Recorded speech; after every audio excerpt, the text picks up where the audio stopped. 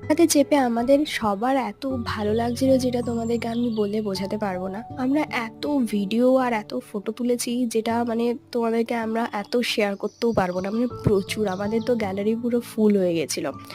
But কিছু করার নেই, আমাদেরকে যতটুকু ঘোরানো ছিল ওরা ঘুরিয়ে আমাদেরকে নামিয়ে দেয় আর কি।